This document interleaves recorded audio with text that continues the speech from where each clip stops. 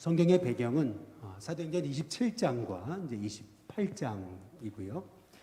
사도 바울이 로마에 가서 가택연금 상태에서 쓰게 된 이제 네 개의 옥중서신 에베소, 빌립보, 골로새, 빌레몬서까지가 이제 이번 주 우리가 함께 이제 나눌 말씀입니다.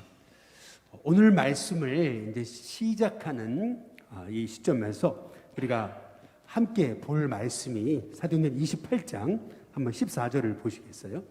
사도행전 28장 14절을 보시면 PPT는 없습니다. 28장 14절에 보시면 끝에 부분에 이렇게 나와 있습니다. 그래서 우리는 그 다음 뭐라 그래요? 이와 같이 어디로 가게 됐어요? 로마로 가니라.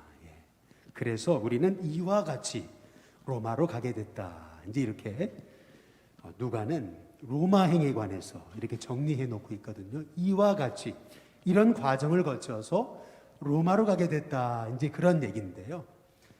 오늘 말씀을 우리가 이제 이해하기 위해서 우리가 한 가지 질문을 던져야 돼요. 그게 뭐냐면은 여러분 그런 생각 안 해보셨습니까? 하나님이 꼭 사도 바울을 편애하신다는 느낌이 안 드십니까?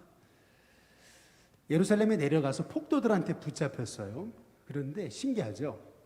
막 때려서 죽이려고 그러는데 그때 하필이면 천부장 루시아의 귀에 그 폭도들의 소리가 들려서 급히 루시아가 내려가가지고 바울을 건져주잖아요. 그리고 나서 바울이 그 폭도들 앞에 복음 전하고 그리고 예루살렘 거기 안토니아 요새 지하에 있었던 그 지하 감옥에 있다가 하나님의 음성을 듣고요. 그리고 사내들인 공의에서 이제 자기 변호를 한 다음에 사실은 그때 유대인들이 바울을 죽이려고 40명이나 결사대회를 조직했잖아요. 바울을 죽이기 전에는 먹지도 마시지도 않겠다. 쉽게 말하면 바울을 죽이기로 작정한 당을 만들어가지고 그게 뭐라 그랬죠? 바죽당이라 그랬죠. 바울을 죽이기로 작정한 당. 그래서 40명의 암살대가 이제 조직됐던 거죠. 그런데 그때 이 바울을 죽이려고 했던 40명의 암살대가 있다는 걸 알고 이제 바울의 사촌이 그거를 루시아에게 알려가지고 그래서 결국 루시아가 바울을 호송해서 예루살렘에서 이제 가이사랴까지 100km가 넘는 그 엄청난 그 호송 작전을 하게 되는데요. 심지어는 사도행전 한번 찾아보실까요? 23장 23절에 보시면은 이렇게 얘기합니다. 23장 23절 백부장 둘을 불러 이르되 밤새 3시에 가이사랴까지 갈 보병 몇 명이요? 200명. 기병 몇 명이요? 70명. 창병 몇 명이요? 200명. 총 470명의 로마 군사를 대동해서 바울 한 사람을 지켜서 가이사랴까지 후송하거든요. 한번 우리가 질문을 던져봐야 돼요. 바울이 도대체 어떤 사람이길래 하나님은 바울을 살리시려고 470명의 로마 군사까지 이렇게 호위하시는가? 여러분 좀 궁금하지 않으세요? 더구나 이제 바울이 로마로 가는 배를 타거든요. 근데 그 배는 작은 배가 아니에요. 우리 세월호 사건처럼 그 배에는요 276명이 탔어요. 작은 배가 아닙니다. 옛날에 276명의 사람이 배에, 그것도 범선에 모터가 달린 배가 아니고 그냥 바람을 이용해서 가는 배인데 276명이 탔다. 엄청난 배입니다. 당시에는 굉장히 큰 배죠. 엄청난 무역선입니다. 근데 그 배에 탔는데 얼마나 유라굴로 태풍이 부는지 거기에 배에 관한 전문가들, 선원들, 사공들이 있었어요. 근데 선원들, 사공들마저도 다 낙심한 상황에서 바울만 낙심 안 하거든요. 뿐만 아니라 바울이 말한 대로 그대로 돼버려요. 우린 산다 그래 진짜 살았어요. 여러분 한번 잘 생각해 보세요. 바울은 꼭 불사조 같아요.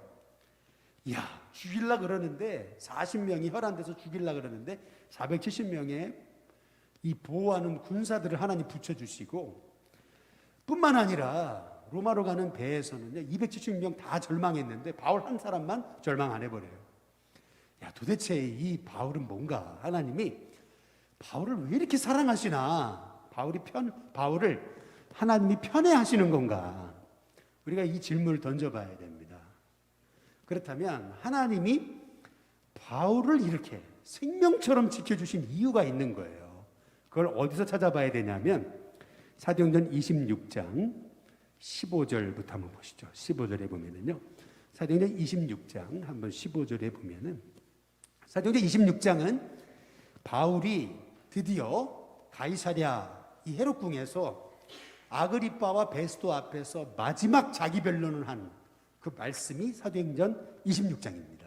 그 바울의 마지막 변론인데 그 마지막 변론에서 바울이 다메섹 도상에서 예수님을 만나고 예수님을 만났을 때 그가 예수님께로 들었던 그 간증을 하게 되는 바울의 간증 마지막 말씀이 여기 기록되어 있는 거예요. 근데 거기에 뭐라고 기록되어 있냐면 이렇게 얘기합니다. 15절 내가 대답하되 주님 누구십니까? 주께서 이르시되 나는 내가 박해하는 예수라. 16절 우리 다 함께 같이 읽어보겠습니다. 같이 있습니다. 시작. 일어나 너의 발로 서라. 내가 내게 나타난 것은 곧 내가 나를 본 일과 장차 내가 내게 나타날 일에 대해 너로 종과 증인을 삼으려 함이니. 여기 보면 예수님이 바울에게 나타나셔서 다메섹 도상에서 주신 사명이 있는 거예요. 그게 두 단어로 요약되어 있어요. 그게 뭐냐면 따라해 보겠습니다. 종과 증인. 이 너를 종과 증인으로 삼겠다라는 말씀이거든요. 이게 여러분 이 말씀을 이해하기 위해서 우리는 이 종과 증인이라는 단어를 조금 이해해야 됩니다. 무슨 말이냐면 우리는 그렇게 생각하잖아요. 종 그러면 기도할 때도 우리 일신교회 종님 하나님 지켜달라고 이렇게 기도하거든요. 그러니까 종이 아니고 뭐예요? 님이 돼버렸어요. 그러니까 우리는 지금 이 시대는 종에 대한 어떤 성경적인 개념을 잃어버렸어요. 그렇기 때문에 여기서 예수님이 바울을 부르시면서 너를 내 종과 증인으로 삼는다. 이 말의 여러분 의미를 좀 이해하셔야 됩니다. 한글로는 이 말의 의미를 정확히 이해할 수가 없어요. 그래서 이 말씀은 부득이하게 헬라어를 공부해야 돼요. 무슨 말이냐면 옆에 써놓으세요. 종이라고 하는 단어는 헬라어로 휘페레테스라 그러는 거예요. 휘페레테스. 휘페레테스란 뭐냐면요. 여러분 종이란 단어는 헬라어에 여러 가지 단어가 있어요. 들어보셨습니까? 둘로스라고 들어보셨습니까? 예. 종이란 단어, 노예라는 단어는 여러 단어가 있어요. 헬라어에는. 근데 왜 종이란 단어가 여러 가지냐면요. 종도 위아래가 있었어요. 무슨 말이냐면 종 중에는 자유가 있는 종이 있었고요. 얼마든지 뭐 여러 가지 일도 자연스럽게 할 수 있는 종들도 있었고 남의 집에서 일하는 종들도 있었고 그 종의 이름이 다 달라요. 그런데 바울이 지금 사용한 여기 종이라고 하는 단어, 이 단어는 어떤 단어냐면 휘페레테스라고 하는 단어는 쉽게 말하면 이런 겁니다. 여러분이 로마 시대는 항해술이 발전됐죠. 그래서 배 안에서 노를 젓는 사람이 있었어요. 근데 노를 어디서 져요? 갑판 위에서 져요? 아니에요. 노를 어디서 져요? 여러분 영화 보셨죠? 맨 밑에서 배 맨 밑에 밑바닥에서 밖은 보지도 못해요. 그냥 맨 배 밑바닥에서요 동물처럼 주인이 저 그러면은 계속 졌다가 멈춰 그러면 멈추고 밖을 내다보지도 못해요. 어디로 가는지도 몰라요. 그냥 저으라면 졌고 멈추라면 멈추고 천천히 저으라면 천천히 빨리 저으면 빨리 젓는 사람이 누구예요? 그게 휘페레테스입니다. 휘페레테스. 다시 말하면 배에서 배 밑바닥 가장 밑바닥에서 노젓는 노예. 그게 휘페레테스입니다. 왜 이게 중요한 거냐면 바울은 지금 베스도와 아그리빠 앞에서 자기는 주님의 노예, 종, 휘페레테스라고 얘기하는 거예요. 나는 내 결정권이 없다는 거예요. 내 인생은 완전히 하나님께서 맡아 주관하시는 삶이라는 거예요. 다시 말하면 이제 빌립보서에서 여러분 보시겠지만 내 인생은 살든지 죽든지 오직 주님의 영광을 위해서만 사는 사람이라는 거예요. 내 인생은 완전 주님의 노예. 주님이 가라 그러면 가고 서라면 서고 죽으라면 죽는 그런 주님의 휘페르테스라고 얘기하고 있는 거예요. 그런 의미에서 지금 여기 베스토와 아그리파 앞에서 사도 바울이 나는 주님의 휘페르테스입니다 라고 하는 이 고백은요, 바울은 완전 자기 인생을 하나님께 맡겼음을 얘기하고 있는 거예요. 두 번째, 그 다음에 증인이라는 단어예요.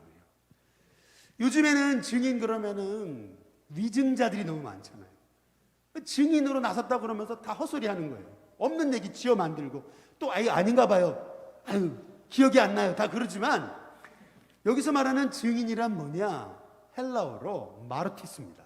마르티스. 이 마르티스라고 하는 말은 마르티르라고 하는 라틴어 순교자라고 하는 말에서 나온 거예요. 순교자. 다시 말하면 바울은요, 지금 주님의 마르티스라는 거예요. 주님이 시키는 일을 위해 생명을 주님 앞에 내어놓고 나는 주님의 휘페르테스로서 나는 죽음도 불사하는 주님의 증인입니다 라고 하는 그러한 고백을 가지고 바울은 지금 베스토와 아그리파 앞에서 생명 걸고 복음 전한 거예요. 다시 말해서 왜 하나님이 바울을 그렇게 편애하셨나? 왜 바울을 그렇게 하나님 도와주셨나? 이유가 뭐냐면 바울은요, 주님의 진정한 종 휘페르테스, 주님의 진정한 순교자 마르티스였기 때문에 그래요. 자기 인생 이제 완전 하나님께 내어 맡겼어요. 나는 살든지 죽든지 주님의 것이. 나는 죽어도 주를 위하여, 살아도 주를 위하여. 내 인생은, 내 입술의 고백마저도 다 생명 걸고 복음을 전하는, 내 입술의 고백 하나조차도 다 주님의 말씀을 전하는 종으로 살겠다고 사도 바울이 결심한 거예요. 그래서 그 결심을 가지고 바울이 드디어 사도행전 27장으로 넘어가 보시면 드디어 가이사께 항소함을 통해서 27장 1절에 보니까 우리가 뭘 타요? 배를 타죠. 그런데 여기서 배라는 단어가 계속 나옵니다. 2절에도 아드라무테노 배, 그렇죠? 6절에도 알렉산드리아 배, 배라는 단어가 나오죠. 7절에 배가 더디가 이렇게 나오죠. 여러분, 여기서 배라는 단어는 정확히 말하면은요, 우리가 창세기를 공부할 때 배우셨듯이 노아의 방주는 배라고 그러지 않죠. 방주라고 꼭 표현하죠. 영어도 ship이란 배라는 단어를 사용하지 않고 애들 성경마저도 노아의 방주는 방주라는 아크라고 하는 표현을 씁니다. 무슨 말이에요? 이건 배가 아니에요. 노아의 방주는 배가 아닙니다. 무슨 말이라 그랬죠? 성냥개비라 그랬습니다. 예. 창문도 없고요, 제대로 된 창문도 없고 노도 없고요, 돛도 없어요. 그냥 성냥개비 같아요. 덜러덩 나무 그냥 올려놓은 거예요. 무슨 말입니까? 주님이 끌어가시면 일로 가고 절로 가면 절로 가는 거예요. 바람이 일로 불면 일로 가고 절로 가면 절로 가는 거예요. 노아의 방주는 배가 아니에요. 그거는 테바. 다시 말하면 하나님께 완전히 내어 맡깁니다. 모세로 말하면 갈대상자하고 똑같은 단어가, 방주라는 단어가, 노아의 방주는 큰 갈대상자고 모세의 갈대상자는 작은 성냥개비였다는 거예요. 똑같이 다 테바예요. 다시 말하면 지금 사도행전 27장에 바울이 배를 타죠. 근데 이 배도 똑같은 거예요. 바울이 주관할 수 없어요. 네. 어떻게 될지 몰라요. 여기 잘 보시면은 바울이 이제 아드라무테노 배를 타요. 그때 율리오와 또한 그의 군사들은요, 당연히 그 배의 주인인 줄 알았어요. 자기들이 다 주관할 줄 알았어요. 그런데 어떻게 되죠? 뜻밖에도요, 거기 4절에 한번 보세요. 또 거기서 우리가 떠나가다가 뭐를 피하여? 맞바람을 피합니다. 그래서 구브로 해안을 의지하고 이제 항해하기 시작하는데요. 잘 보세요. 처음에는 이 배가 자기 원하는 대로 가는 줄 알았어요. 그런데 점점점 보세요. 이 배가 자기 원하는 대로 안 갑니다. 맞바람을 맞고 간신히 바람을 피해가지고 겨우 미항에 도착해서 거기 가서 베닉스로 갈라다가 풍랑을 만나가지고 표류하죠. 지금 여기서 말하는 이 배는 소위 노아의 방주 그리고 모세의 갈대상자 같은 거예요. 쉽게 말하면 지금 이 백부장 율리오가 자기가 다 모든 걸 주관할 줄 알았어요. 또 아들아 이 알렉산드리아 배의 선장과 선주도 자기가 다 맘대로 다 항의할 줄 알았어요. 근데 아니에요. 하나님 풍랑 한번 보내시니까 자기 뜻대로 되는 게 하나도 없잖아요. 하나님이 풍랑을 보내셔가지고 맞바람을 치시는데 갈 수가 없잖아요. 이게 똑같은 겁니다. 우리 인생이라는 게 그런 거예요. 내 뜻대로 되는 게 없어요. 사실은 내 뜻대로 되는 것 같지만 내 뜻대로 안 되게 하세요. 하나님은 내 뜻대로 안 되게 하셔가지고 결국 우리는 주님의 종 휘페레테스임을 하나님께서 말씀하시는 거예요. 그래서 사도 바울은 이미 자기의 생명까지도 맡겼어요. 나는 주님의 진정한 휘페레테스예요. 그래서 나는 주님의 종이에요. 주님이 말하라고 하는 걸 말하는 주님의 마르티스, 다시 말하면 순교자인 거예요. 그러니 하나님께서 그를 돕지 않으시겠냐는 거죠. 여러분, 제가 아침에 지도 나눠드렸죠? 예. 이 지도를 한번 잘 보세요. 이 지도를 보시면은 바울의 이 로마행, 이 여정이 아주 자세하게 이제 줄을 그어서 기록되어 있습니다. 여러분 잘 보시면 맨 밑에 예루살렘 오른쪽 밑에 찾으셨습니까? 예루살렘 찾으셨어요? 오른쪽 맨 밑에 예루살렘 잘 안 보이시는데 이둠의 바로 위에 예루살렘 찾으셨습니까? 예루살렘에서 거기 보면 왼쪽에 1번이라고 돼 있죠? 유대 사람들이 바울을 죽이려고 하자 군대가 호송해서 어디로 데리고 갔어요? 가이사랴 데리고 갔죠. 이게 아까 설명드렸습니다. 그런데 가이사랴로 가보면 2번 또 옆에 있죠? 뭐라 그래요? 2년 동안 구금 상태로 갇혀 있다가 결국 로마로 향하죠? 그렇죠? 그리고 나서 아드라무테노베를 타고 그리고 이제 시돈으로 가게 되는 거예요. 시돈으로 잠깐 이튿날 잠깐 머물고요. 그리고 나서 그 배는요, 사도행전 27장에 이제 보시면은요,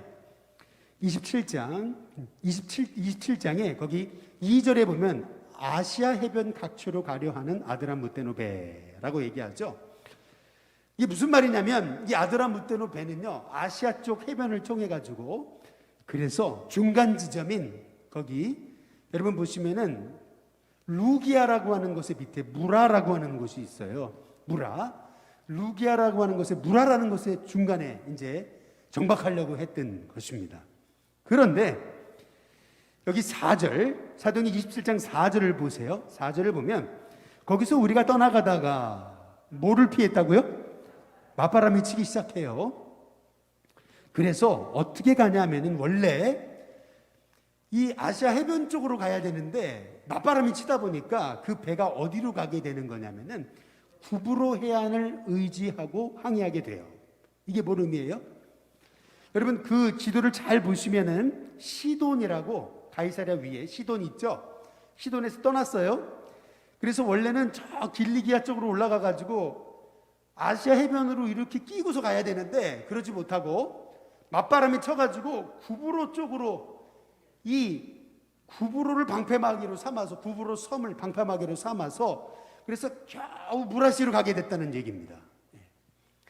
그런데 여러분 성경에서 지금 누가가 사도 바울이 뭐 어디 거쳐 어디 갔다 예를 들면 뭐 부산 찍고 뭐 물산 찍고 어디 갔다 이 얘기가 아니에요. 지금 이 얘기는요 그냥 항해의 기록을 해놓은 게 아닙니다. 성경이 말하고 있는 것은 뭐냐면 다 그 지명을 얘기할 때 다 이유가 있어요. 이게 뭘 의미하는 거냐면요, 잘 보세요. 사도 바울은요 벌써 주님의 휘페르테스, 주님의 마르티스로 결심하고 나는 이제 주님의 것이다. 살든지 죽든지 주님의 것이다. 완전 자기의 삶을 맡겨드리고요. 순교를 각오했어요. 그리고 소위 백부장 율리오가 이끄는 그 죄수들과 함께 같이 섞여가지고 그래서 아드라무테노베에 탄 거예요. 본래는요 아시아 해변 쪽으로 가가지고 이렇게 돌아서 무라시에 가야 되는데 이게 맞바람이 치다 보니까 글로 가지 못하고 배가 밀린 거예요. 밀려가지고 어떻게 됐냐면 뜻밖의 구브로 앞을 지난 거예요. 구브로 앞을. 근데 이게 왜 이렇게 중요한 거냐면요, 왜 구브로 앞을 지났다는 거를 성경이 강조하고 있고 성경을 강조하고 있는 거예요. 구브로 앞을 지났다, 이걸 굉장히 강조하고 있는 건데요. 이게 뭘 의미하는 거냐면 사도행전 21장 한번 보세요. 21장을 보면 사도행전 21장에 3절에 보면 이렇게 나옵니다. 3절, 21장 3절에 구브로를 그 다음 뭐예요? 바라보고 이렇게 나오죠. 이게 그냥 성경에 스쳐 지나가는 단어 같지만 그렇지 않아요. 여기서 구브로를 바라봤다는 이 말, 아나프하이노라고 하는 이 헬라어는요, 갑자기 구브로가 나타났다는 얘기예요. 이게 뭘 의미하는 거냐면 지금 바울은요, 생명 걸고 로마로 가는 아드라무떼로 배를 탄 겁니다. 근데 뜻밖의 맞바람이 쳐가지고 원래는 아시아 해변 쪽으로 가야 되는데 그러지 못하고 구브로 섬을 아주 끼고 이제 가게 된 거예요. 근데 왜 이렇게 이게 중요한 거냐면요, 구브로가 왜 이렇게 중요하냐? 여러분, 구브로가 어떤 곳이에요? 바울이 1차 선교 여행 때 첫 번째 들렀던 선교지입니다. 다시 말해, 바울은요, 지금요, 죄수로서 쇠고랑을 차고 아드라무떼노 배에 올라가지고 지금 로마로 향해 가고 있잖아요. 근데 놀라워요. 하나님은 그 뱃속에 있는 바울에게요, 아시아 해변을 보여주신 게 아니고 구브로를 보여주신 거예요. 구브로가 나타난 거예요. 뭘 의미합니까? 바울이 그동안 1차, 2차, 3차 전도여행의 여정을 하나님이 떠올리게 하신 거예요. 그러면서 구브로에서, 그리고 루스드라 안디옥에서, 이고니온에서 얼마나 바울이 고난당하고 어려움당했어요. 그러면서 하나님은요, 바울로 하여금 바울이 처음 1차 선교여행을 떠나던 그 첫 마음, 초심, 그 초심을 기억하게 하죠. 그 첫 마음 있잖아요. 그런데 여러분 성경에 보시면은 5절에 한번 보세요. 사도행전 27장 5절에 보면은 4절 끝에 구브로 해안을 의지하고 항해하는데요. 그 다음 뭐라 그러냐면 5절에 뭐라 그래요? 길리기아와 밤빌리아 바다를 건너, 이렇게 얘기합니다. 여러분 지도를 잘 보세요. 지금 배는 구브로를 끼고 가고 있습니다. 그런데 뜻밖에도 구브로 해안이라 그러지 않고 뭐라 그래요?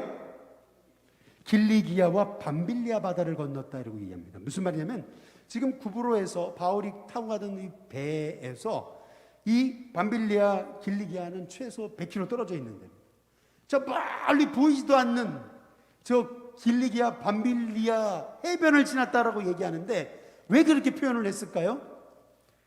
이유가 있습니다. 그게 뭐냐면 길리기아는 어떤 곳이에요? 사도 바울이 태어난 곳입니다. 다소가 있는 곳입니다.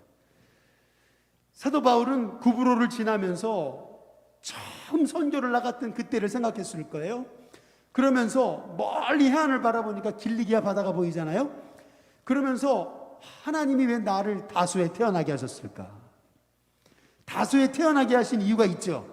왜요? 사도 바울은 정통파 유대인이 아니에요. 헬라파 유대인이에요. 그래서 히브리어를 사용할 줄 알았지만 헬라어가 유창한 사람이었던 거죠. 다시 말하면 하나님께서요, 사도 바울을 일찌감치 로마에 가서 복음 전하는 하나님의 종으로 삼으시려고요, 어렸을 때부터 헬라어를 교육시키신 거예요. 바울은 이 배를 타고 가면서 그 하나님의 오묘한 섭리를 생각했을 거라는 거죠. 구브로에서 가졌던 그 첫 마음을 기억하고 길리기아를 지나면서 그렇구나, 하나님은 나를 로마로 보내시기 위해서 어렸을 적부터 다소에서 태어나게 하셔가지고 하나님은 나를 헬라어에 정통하게 하셨구나. 그러면서 사도 바울이 떠올린 게 뭐예요?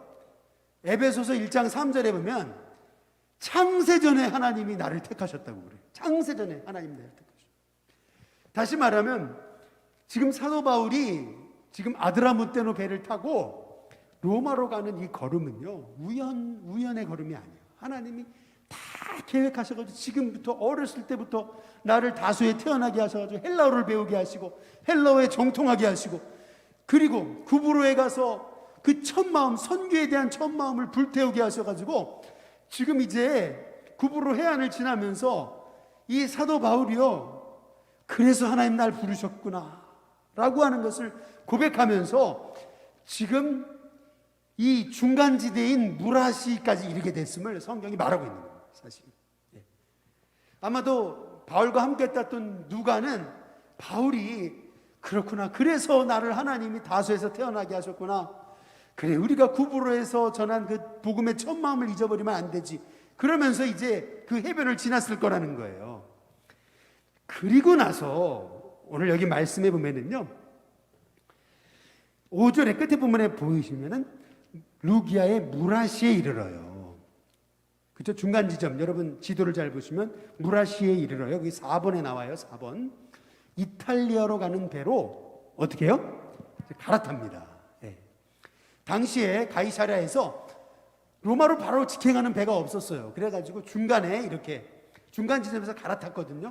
그래서 아드라무테노에서 내려서 무라시에서 이탈리아 로마로 가는 알렉산드리아 배를 타게 된 거예요. 그래서 6절에 보시면은 거기서 백부장이 이탈리아로 가려 하는 알렉산드리아 배를 만나 우리를 어떻게 했다고요? 오르게 했어요. 제가 금요일날 말씀드렸죠. 여기서 배에 탔다가 아니고 올랐다라고 하는 의미는 엄청난 의미가 있는 겁니다. 하나님이 사도 바울을 통해서 이제 하실 일을 오르다, 배에 올랐다라고 하는 표현으로 하나님이 암시하고 계시는 것이죠. 그런데 거기 7절부터 보시면은 배가 더디가 여러 날 만에 간신히 니도 맞은편에 이르렀다 그러죠. 여러분 거기 지도를 잘 보세요. 무라시에서 니도 맞은편에 지나죠. 그런데 본래는 이 알렉산드리아 배는요, 그냥 서쪽으로 쭉 가야 되는 겁니다. 서쪽으로 쭉. 여러분 보시다시피 서쪽으로 섬과 섬을 지나가지고 바로 갈 수 있게끔 돼 있는 루트를 따라서 배가 가게 돼 있습니다. 거기 그레데랑 스파르타 사이, 그 사이를 지나가지고 바로 이탈리아로 가게 됐던 항로인데 문제가 생겼어요. 무슨 문제가 생겼어요? 거기 7절에 보세요. 7절에 보면은 중간에 풍세가 더 뭐예요? 허락하지 않죠. 그래서 어떻게 합니까? 살몬의 앞을 지나가지고 그레데 해안을 뭘로 삼았다고요? 바람막이로 삼아요. 여기 잘 보시면 지도를 잘 보세요. 니도에서 원래 왼쪽으로 쭉 가야 되는데 그게 아니고 밑으로 내려오게 됩니다. 그래서 살몬의 앞을 지나면서 그레데 섬을 바람막이로 삼아서 결국에는 어디에 가요? 8절에 간신히요. 간신히 그 연안을 지나서 어디로 가요? 미항에 가게 됩니다. 거기 미항 여러분 찾으셨죠? 미항에 도착했어요. 그런데 그때 거기 잘 보세요. 미항에서 바로 옆에 뭐가 있습니까? 베닉스가 있죠? 미항에서 베니스까지는 한 65km밖에 안 되는 짧은 거리입니다. 당시에 이 범선이 모터를 사용하지 않는 단지 바람을 이용해서만 가는 이 당시의 배가 하루 동안에 갈 수 있는 거리는 한 100km. 그렇다고 본다면 이 미항에서 베닉스까지가 65km 된다면은 그냥 반나절이면 갈 수 있는 겁니다. 금방 갈 수 있는 거리예요. 그런데 문제가 있는 거죠. 뭐냐면 9절에 보세요. 여러 날이 걸려 금식하는 절기가 이미 어떻게 됐어요? 원래 빨리 갔어야 되는 건데 계속 맞바람을 쳐가지고 늦게 겨우 지금 금식하는 절기가 지났다고 얘기하는 거예요. 무슨 말이냐면 10월 중순이 지났어요. 당시에 지중해 바다는 아무 때나 갈 수 있는 게 아닙니다. 11월, 12월, 1월 때는 지중해 바다를 건널 수 없어요. 항해가 금지되어 있었습니다. 그런데 본래는 더 일찍 출발했는데 계속 맞바람이 치니까 겨우 여러 날이 걸려가지고 금식하는 절기가 지날 때 미항에 도착한 거예요. 다시 말하면 이제 11월이 와요. 위험한 겁니다. 굉장히. 그런데 여기 잘 한번 보세요. 11절에 한번 보시죠. 11절에 보면은요, 백부장이 선장과 선주의 말을 바울의 말보다 어떻게 했다고요? 더 믿었다고 그러죠. 지금 선장과 선주는요, 지금 베니스까지 그냥 반나절이면 되는데 또 그레데 섬이 방패막이로 우리를 지켜주고 있는데 맞바람이 쳐도 그냥 해안을 따라서 잘 가면은 얼마든지 갈 수 있다 설득을 해가지고요, 결국 배를 움직입니다. 근데 그때 바울이 뭐라 그래요? 9절에 보죠. 여러 날이 걸려 금식하는 절기가 이미 지났으므로 항의하기가 어떻게 했다고요? 위태합니다. 그래서 바울이 그들을 권합니다. 10절 말하되 여러분이요 내가 보니 이번 항해가 화물과 배만 아니라 우리 생명에도 타격과 많은 손해를 끼칠 거다. 절대 움직이면 안 된다. 그런데 백부장이 선장과 선주의 말을 바울보다 더 믿습니다. 그래서 결국 배를 무리해서 띄우죠. 13절에 보면은 남풍이 순하게 불었습니다. 그러니까 아이고 역시 우리 말이 맞구나 해가지고 뜻을 잃은 줄 알고 닻을 감아서 그레데 해변을 끼고 항해를 시작했어요. 여러분 지도가 보이시죠? 그레데 해변을 끼고 항해했어요. 그런데 신기하죠? 14절 얼마 안 돼서 그 다음 뭐라 그래요? 섬 가운데로부터 유라굴로라는 광풍이 크게 일어납니다. 여기서 중요한 단어 여러분 동그라미를 치시죠? 유라굴로 광풍이 어디에서 시작됐어요? 섬 가운데입니다. 뭘 의미하죠? 그들이 그레데 해변을 방패막이로 삼아서 가면 우리는 위험이 없을 거라고 했는데 오히려 이 유라굴로 광풍은 섬 가운데서 시작됐어요. 뭘 의미합니까? 그들이 의지하던 섬, 의지하던 거 아무 쓸모 없었다는 거예요. 뜻밖에도 섬에서부터 광풍이 일어나는데 그 광풍은요 어느 정도의 광풍이었냐면요 18절에 보시죠. 18절에 우리가 풍랑으로 심히 애쓰다가 이튿날 사공들이 짐을 바다에 어떻게 했다고요? 예. 이튿날 만에 그들이 갖고 있던 짐들 무역선 안에 실어놨던 모든 곡물들 그들이 애지중지하게 여겼던 것들 다 쏟아버리는 이틀 만에 그 정도로 지금 이 항해가 굉장히 위험했음을 말하고 있는 거예요. 그 19절에 보면은 사흘째 되는 날에는요 배의 기구까지도 그들의 손으로 다 내버립니다. 배 안에 있던 모든 의자며 침대며 뭐 할 것 없이 모든 기구를 다 내버렸어요. 왜? 배를 가볍게 해야 되니까.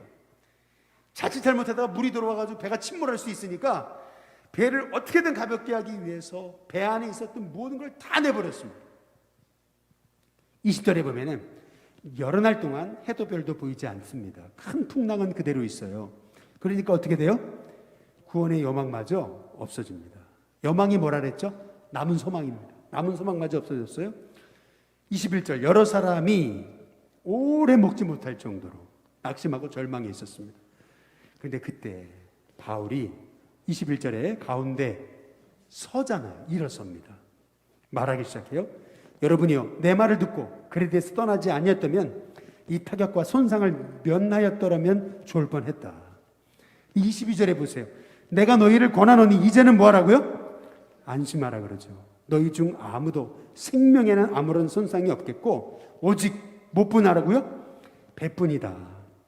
이 3절부터 보시면 내가 속한 바 곧 내가 섬기는 하나님의 사자가 어젯밤에 내 곁에 서서 말하되 바울에게 하셨던 첫 번째 말씀이 뭐예요? 바울아 두려워하지 말아라.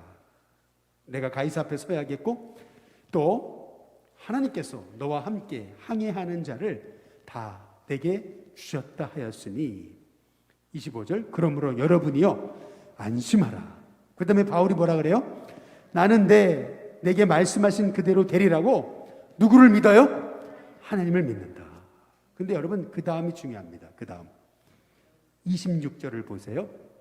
다 함께 같이 한번 읽어보겠습니다. 같이 있습니다. 시작. 그런즉 우리가 반드시 한 섬에 어떻게 한다고요? 걸리리라. 여러분 잘 보세요. 이 지도를 다시 한번 잘 보세요. 오전에도 잠깐 1, 2부 때는 말씀드렸는데 거기 6번에 보시면은 14일간 표류했다고 돼 있죠? 그 표류한 장소가 어디예요? 지중해 바다 한가운데입니다. 여러분 지중해는 무려 가로의 거리가 4,000km고요. 세로의 거리가 1,600km입니다. 4,000km. 쉽게 말하면요, 이 지중해가 이 가로 세로 길이가 4,000km라는 얘기는요, 남한의 30배예요. 남한의 30배가 되는 지중해 한복판에서요 길을 잃었어요. 그것도 해, 달, 별도 보이지 않아요. 더구나요 풍랑은 계속되고 있습니다. 바울이라고 뭐 영안을 떠가지고 남이 보지 못하는 뭐 수천 킬로 밖을 내다본다는 겁니까? 아니잖아요. 근데 신기하죠. 바울이 얘기는 이거예요. 우리가 반드시, 한번 따라해 보겠습니다. 반드시. 그럴 것이다가 아니고요.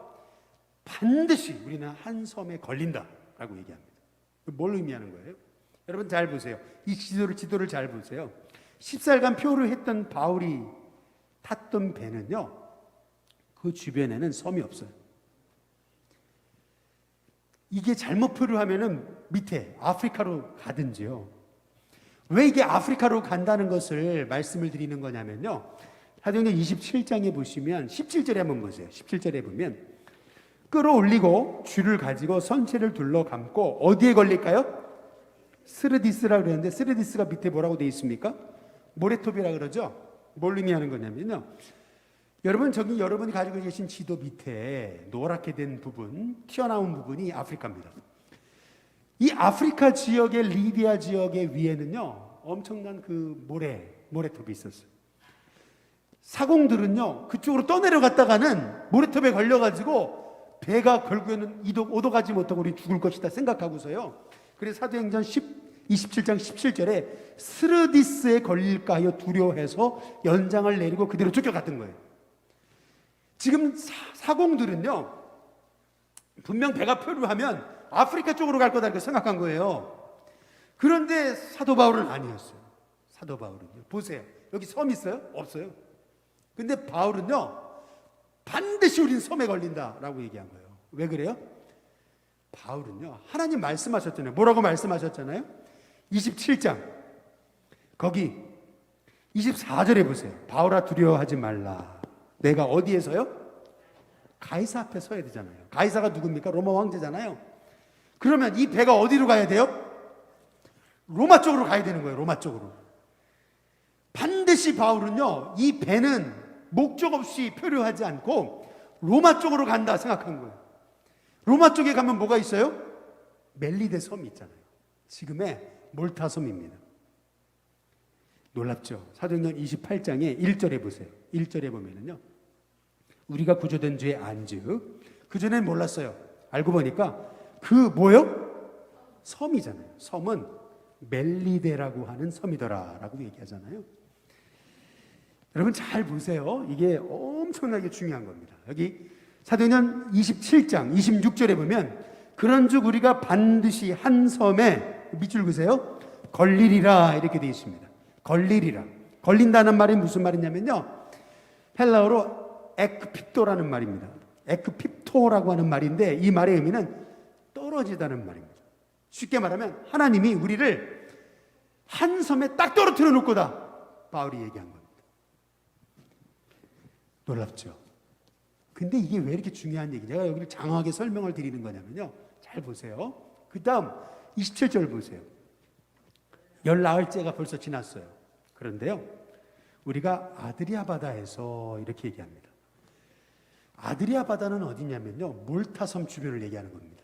몰타섬. 아드리아 바다에서 이리저리 쫓겨가다가 자정쯤 되어 이렇게 얘기합니다. 자정. 그때 사공들이 어느 육지에 가까워지는 것을 짐작했다 그래요. 여러분 잘 보세요.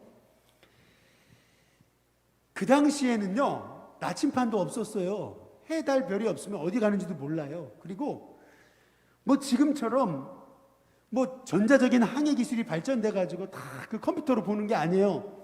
다 사공들이 직감으로 알아보는 거예요. 여러분 근데 그거 아세요? 과거의 선원들은요 이 바다에 파도 치는 것만 봐도요 육지에 가까웠다는 것을 알아봤대요. 이 전문가들이에요. 근데 지금 잘 보세요. 지금 자정입니다. 시간이. 무슨 말이죠?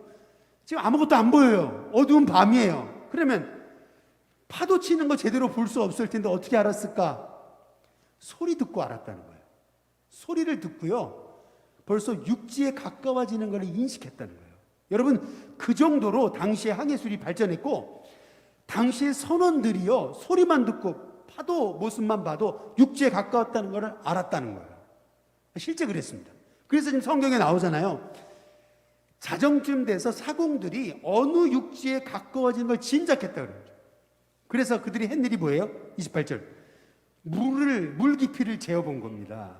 처음에 쟀을 때 20길이고 조금 지나가다가 다시 재니까 15길이에요. 무슨 말이죠? 점점 육지가 가까웠다는 걸 느꼈죠?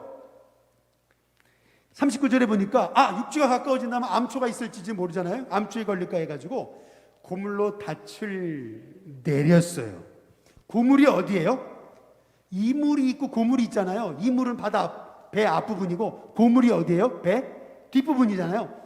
다시 말하면 원래 이 닻은요 배 앞부분에다 내려야 되는데 뒷부분에다 내렸다는 거예요. 무슨 말을 의미합니까? 뒤에서 지금 바람이 불었다는 거예요. 잘못하다가 앞에다가 닻을 내렸다가는 배가 뒤집힐 수 있으니까 지금 뒤에다가 닻을 내렸다는 거예요. 이게 이 당시 이 선원들이 얼마나 배의 전문가였다는 것을 성경이 얘기하고 있는 겁니다. 그런데 29절에 보세요. 암초에 걸릴까 하여 고물에다가 닻을 넷을 내렸어요. 날이 새기를 고대합니다. 아직 어둡다는 얘기죠. 그런데 30절을 보세요. 뭐라 그래요? 사공들이 육지에 가까웠다는 걸 알고요. 어떻게 해요? 도망치려고 합니다. 네. 잘 보세요. 육지에 가까웠어요. 그런데 잘못하면 암초에 걸리면요, 이 배는 파손돼요. 아무도 살 수 없어요. 그러니까 사공들의 생각은 우리라도 살아야 되겠다. 우리만 살자. 이기심을 가지고 이 사공들이요 도망하려고요 거룻배를 바다에 내려놓습니다. 앞으로 가는 척하고서요 그 어두운 밤에 그 자정, 그 칠흑 같은 어둠 속에서 사공들이요 사람들 몰래 앞으로 가가지고 거기다가 거룻배, 구명정 보트를 내린 거예요. 근데 신기하죠. 그때 누가 알아봐요? 잘 보세요. 성경이 말하는 건 이겁니다. 31절 바울이 백부장과 군인들에게 얘기합니다. 이 사람들이 배에 있지 않으면 너희가 구원을 얻지 못하리라. 잘 보세요. 사공들이 자기들만 살자고 육지가 가까워지는 걸 알고 거룻배를 다 몰래 내려놨을 때 그때 그 사공들의 이기심을 알아봤던 사람이 누구예요? 바울이에요. 백부장도 군인들도 못 알아봤어요. 바울만 알아봤어요. 뭘 의미합니까? 바울은요 계속 깨어가지고 그 모든 상황을 아주 유심히 관찰하고 있었다는 거죠. 우리가 이 사건을 통해서요 이 사도 바울이요 그냥 생명 걸고 뭐 어떻게 되겠지 이게 아니고요, 실은요 이 배의 진정한 지도자는 누구예요?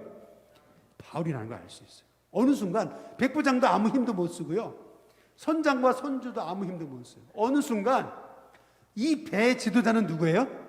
바울이에요. 딱 상황을 알아보고요, 저 사공들 없으면 우리 못 산다, 우리 다 죽는다. 그때 어떻게 합니까? 거기 보니까 32절에 이에 군인들이 거룻줄을 끊어버립니다. 근데 잘 보세요. 다시 32절에 이에 군인들이 거룻줄을 어떻게 해요? 끊어버린 게 아니에요. 잘 보세요. 32절에 이에 군인들이 거룻줄을 어떻게 해요? 끊어, 떼어, 그 다음 뭐예요? 버렸다고 얘기합니다. 여러분 이게 한글이니까 끊어, 떼어, 버렸다 아니에요. 헬라어도 똑같아요. 끊어, 떼어, 버렸다 세 단어를 사용합니다. 세 단어.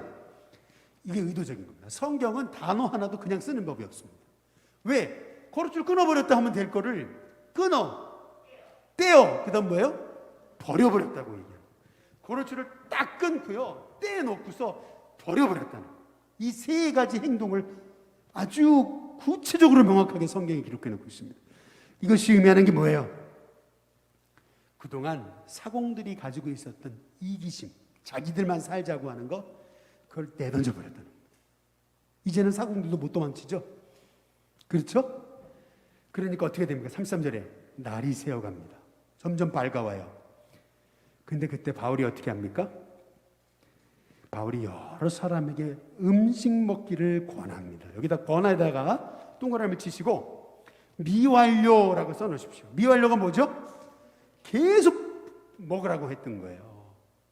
너희가 기다리고 기다리며 먹지 못하고 줄인 지가 오늘까지 며칠이에요? 19일이요. 34절에 음식 먹기를 권해요. 이것이 너희의 구원을 위하는 것이고 너희 중 머리카락 하나도 잃을 자가 없으리라 하고, 35절 떡을 가져 모든 사람 앞에서 하나님께 축사하고 떼어 먹기를 시작하며 36절 그들도 다 안심하고 그 다음 뭐예요? 받아 먹었다. 여러분 이게 굉장히 중요한 겁니다. 왜냐하면 여러분 금식해 보셨습니까? 금식해 보시면 아실 거예요. 열 나흘 동안 하나도 못 먹으면요 갑자기 먹으면 죽을 수 있습니다. 14일간 아무것도 안 먹고 금식하다가 뭘 먹으면 잘못 먹으면 죽을 수 있어요. 무슨 말이냐면 지금 열 나흘 동안 이들이 하나도 못 먹었어요. 그러니까 바울이 먹으라 그러는데 안 먹으려고 그랬던 거예요.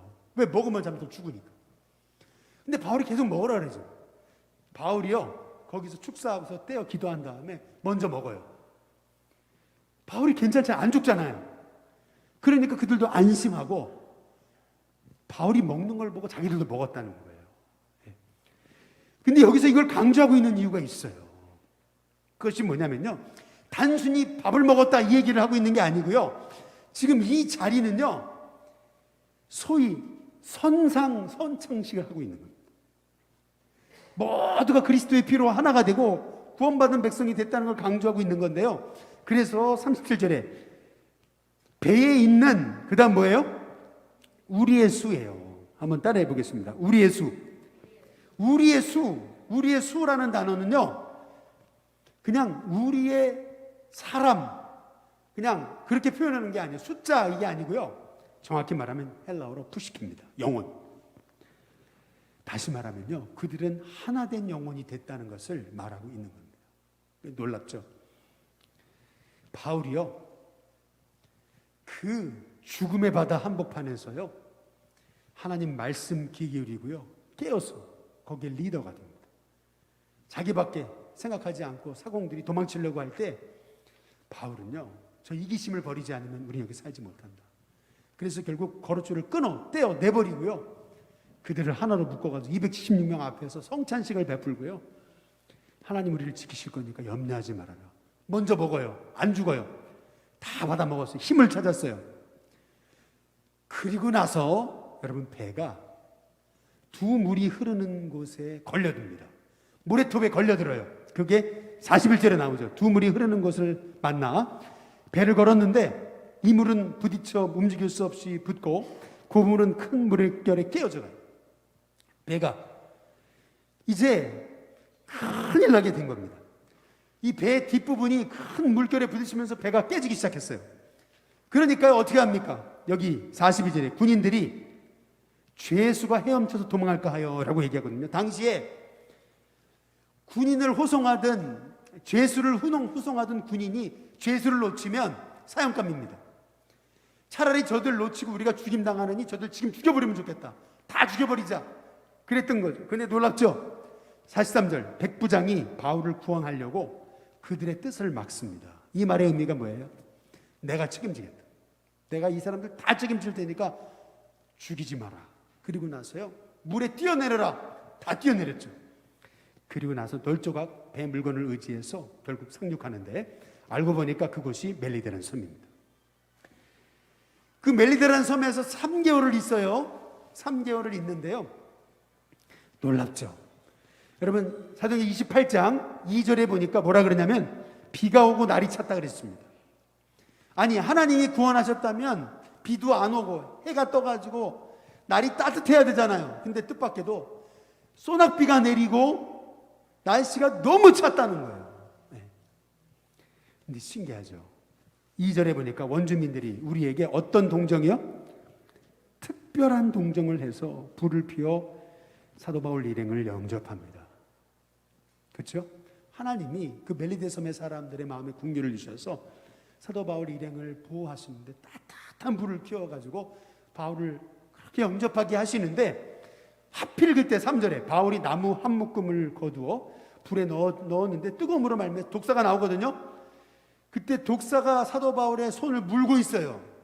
정 같으면 독사에 물리면 다 죽는데 신기하죠. 하나님이 사도 바울을 지켜주십니다.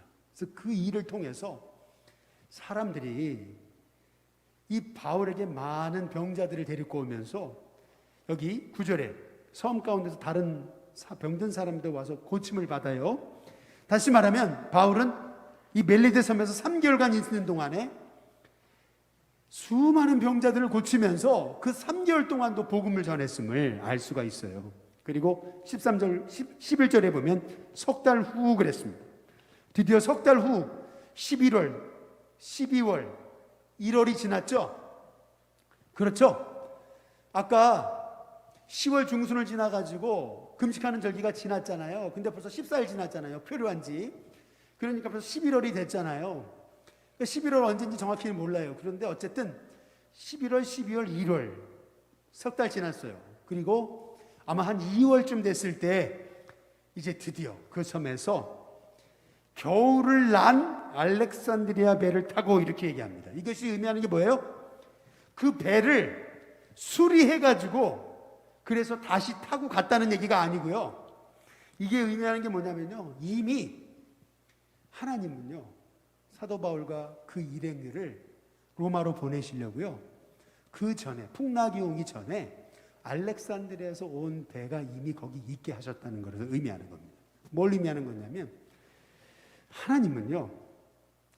바울이 표류돼 가지고 그 멜리데 섬에 올 것을 아시고 이미 알렉산드리아 배를 그곳에 정박시켜 놓으셨다고 말씀하고 있는 거예요. 또 다른 알렉산드리아 배를 얘기하는 거예요. 뭘 의미합니까? 하나님이요. 사도 바울을 위해서. 사도 바울도 몰랐지만 이미 그 배가 표류해서 멜리데 섬에 걸리고 그래서 거기서 3개월간을 지낸 다음에 겨울을 지난 다음에 다시 그 예비된 배를 타고 로마로 갈 것을 하나님이 아셨다는 거죠. 이미 하나님은 바울을 위해서 바울이 타고 갈 로마로 향할 배를 다 준비해 놓으셨음을 성경이 말씀하고 있는 겁니다. 얼마나 놀라운 겁니까? 바울은 몰랐어요. 바울은 이렇게 표류하다가 결국에는 멜리데 섬에 갈 줄도 몰랐고요. 또 그 멜리데 섬에 이미 알렉산드리아 배가 와가지고 이미 겨울을 나기 위해서 정박해 있다는 것도 몰랐어요. 근데 알고 보니까 하나님은 이미 바울을 로마로 보내시려고요. 다 예비하신 거예요. 다 예비해 놓으시고요. 그 멜리데 섬 안에 있는 휴장까지도 말이에요. 복음을 받아들이도록 하나님께서 바로 그때 말이에요. 그 보블리오의 부친이 열병과 이질에 걸려요. 하나님이 그를 위해 사도 바울 통해 기도하게 하시니까 다 낫게 하시잖아요. 3개월간 그곳에 있으면서 한 대접을 받고요. 거기 보니까요. 10절에 후한 예로 우리를 대접하고 떠날 때는요. 가다가 먹을 것까지 다 실어뒀다고 성경이 말하고 있어요. 하나님이 얼마나 바울을 위해서 모든 걸 예비하셨나. 그리고 석 달 후에 드디어 이제 여기 보니까 수라구사에 거쳐서 레기온에 들렸다가 그리고 보디올에 이르릅니다. 그리고 나서 15절에 보니까 그곳 형제들이 우리 소식을 듣고 아비오 강장과 트레이스 타베르네까지 맞으러 옵니다. 트레이스 타베르네는 뭐냐면 트레이스 세 개의 타베르네 여관이라는 뜻입니다. 트레이스 타베르네까지 맞으러 와요. 그랬더니 바울이 그들을 보고 하나님께 감사하고 담대한 마음을 얻었다. 바울이 외로이 죄수가 돼가지고 로마에 끌려가는 줄 알았더니 그게 아니에요. 벌써 로마 아비오 광장과 트레이스 타베르네에 가니까요. 로마에서부터 형제들이 걸어서 바울을 영접하러 왔다는 것을 얘기하고 있는 거예요. 그때 바울이 담대한 마음을 얻죠. 결국 16절 우리가 로마에 어떻게 해요? 드디어 들어갑니다. 바울에게는 자기를 지키는 한 군인과 함께 따로 있게 허락해요. 무슨 말이냐면 당시 바울이요 죄수의 신분이잖아요. 미결수입니다. 그러다 보니까 그 옆에 함께 쇠고랑을 차고 늘 붙어 다니는 군인이 있었다는 거예요. 바울이 어디를 가도 늘 군인이 함께 쇠고랑을 차고 붙어 다녔어요. 바울은요 그 기회를 이용해 가지고 그 군인에게 복음을 전했겠죠. 또 로마에 들어가서 유대인들을 모아놓고 복음을 전하죠. 그런데 여기 보니까 24절 사도행전 28장 24절에 그 말을 믿는 사람도 있고 믿지 않는 사람도 있어요. 그렇죠? 그리고 나서 30절에 이렇게 얘기합니다. 다 함께 같이 한번 30절 31절 읽겠습니다. 같이 읽습니다. 시작. 바울이 온 이태를 자기 셋집에 머물면서 자기에게 오는 사람을 다 영접하고 하나님의 나라를 전파하며 주 예수 그리스도에 관한 모든 것을 담대하게 거침없이 가르치더라. 바울은 로마에서 같은 연금을 받아서 집 밖으로 나갈 수 없습니다. 그러나 자기 집으로 오는 사람은 다 맞이할 수 있었어요.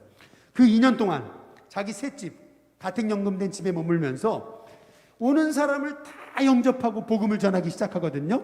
그런데 그 바울의 모습을 뭐라고 얘기하냐면 담대하게, 그 다음 뭐예요?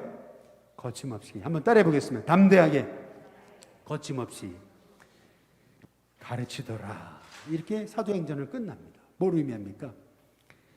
사도 바울은요, 주님의 종, 주님의 증인이었어요. 다시 말해 주님의 휘페르테스, 주님의 마르티스였습니다. 로마로 들어가 가택연금 상황에서 그는 미결수 상태로 주 예수의 신분으로 있었습니다. 그럼에도 불구하고 그는요, 그의 생사 여탈권을 하나님께 드린 거예요. 그러니까요, 죽음이 두렵습니까? 고난이 두렵습니까? 아니잖아요. 그 로마에 들어가서도요, 복음을 방해하는 영혼이 있었을지라도, 핍박이 있었을지라도 바울은 거침없이, 그리고 뭐예요? 담대하게 가르쳤던 것을, 하나님 말씀을 전했던 것을 볼 수가 있습니다. 저와 여러분의 사명도 그게 아닐까라는 생각이 됩니다. 저와 여러분은요, 주님의 휘페르테스, 주님의 마르티스입니다. 내 삶은 살든지 죽든지 주님의 것이에요. 그렇다면 나의 삶을 통해서 내 삶에 고난이 찾아와도 내가 담대하게 거침없이 복음을 전하는 삶이 저와 여러분의 삶이 되어야 되지 않겠습니까? 그래서 바울은요, 그 로마에서 그 유명한 4개의 옥중서신 에베소서, 빌립보서, 골로새서, 빌레몬서를 저술하게 되는 거죠. 에베소서는 교회란 이런 것이다. 빌립보서는 감옥에 갇혔지만 그가 감옥에 갇힌 게 아니고 주님 주신 기쁨으로 감옥을 가둬버린. 그래서 빌립보서에서는 주 안에서 기뻐하라. 내가 다시 말하노니 기뻐하라. 내가 너희에게 반복해서 말하는 것이 어찌 보면은 번거로운 것 같지만 너희 주 안에서 기뻐하라. 계속 기뻐해라. 다시 말하면 빌립보서는 기쁨의 서신인 거예요. 바울이 감옥에 갇힌 게 아니고 바울이 기쁨으로 감옥을 가둬버린, 그게 빌립보서가 되는 거고요. 그리고 골로새서는 예수님이 누구신지, 예수님이 어떤 분이신지 모든 지혜와 지식, 보화가 그분 안에 감춰 있다. 그것이 골로새서 핵심이고요. 빌레몬서는 감옥에서 만났던 오네시모가 바울을 통해 변화돼서 다시 그를 보내면서, 오네시모라는 말은 유익하다라는 뜻이 있는데, 저가 전에는 무익했지만 빌레몬의 몸종으로서 빌레몬의 돈을 훔치고 도망가서 감옥에 붙잡혔던 이 오네시모가 주 안에서 이제는 유익한 자가 됐다. 그 이름처럼 유익한 자가 됐다. 헬라어 그의 이름을 이용해서 언어 유의를 쓰고 있는 거예요. 오네시모라는 말은 유익하다라는 뜻인데 그 말대로 유익한 자가 됐다. 그를 받으라 라고 하는 말씀이 빌레몬서가 되는 겁니다. 이제 이 말씀만 드리고 마치겠습니다. 여러분, 사도행전 28장 31절에 보면은 하나님의 나라를 전파하며 주 예수 그리스도에 관한 모든 것을 담대하게 거침없이, 그 다음 뭐예요? 가르치더라. 뭔가 다음 장을 넘기면 뭐가 있을 것 같아서 넘겨보니까 없어요. 뭘 의미하죠? 그렇습니다. 사도행전은 28장으로 끝나지만, 그러나 사도행전의 29장의 역사는 이제 우리가 써내려가는 거죠. 사도행전의 역사는 미완성입니다. 왜 사도행전의 역사를 미완성으로 만들었을까?